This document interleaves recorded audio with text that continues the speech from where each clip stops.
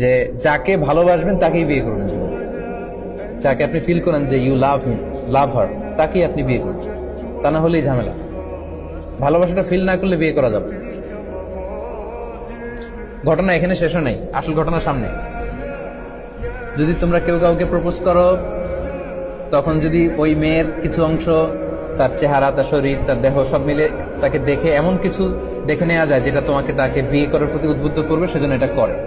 এই হাদিস শুনে জাদা আবু দাউদ উনি অতিরিক্ত বর্ণনা করেন যে কলা জাবের বলল ফা খতাবতু জারিয়াতান, এরপর একটা মেয়েকে আমি প্রপোজ করলাম, ফা কুনতু আতাখাব্বাউ লাহা, এরপর প্রপোজ করার পর থেকে আমি তার জন্য লুকিয়ে লুকিয়ে তার দেখতাম।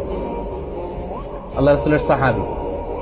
হাত্তা রাআইতু মিনহা, এরপর আমি তার এমন কিছু দেখে নিলাম, মা দাআনি ইলা নিকাহিহা, যেটা তাকে বিয়ে করার জন্য আমাকে পাগল পারা করে দিল। মানে আমার খুব মন চাচ্ছে আমি তাকেই বিয়ে করি। ফাতাযাওয়াজতুহা, অতঃপর আমি তাকেই বিয়ে করি।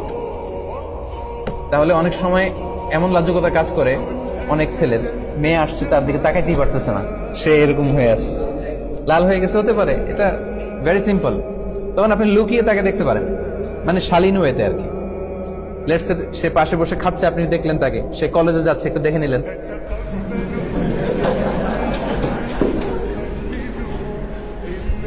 Don't take this otherwise.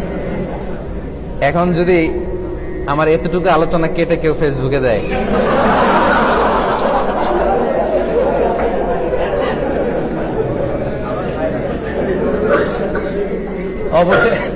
অবশেষে একই বললেন মিজানুর রহমান আছেন।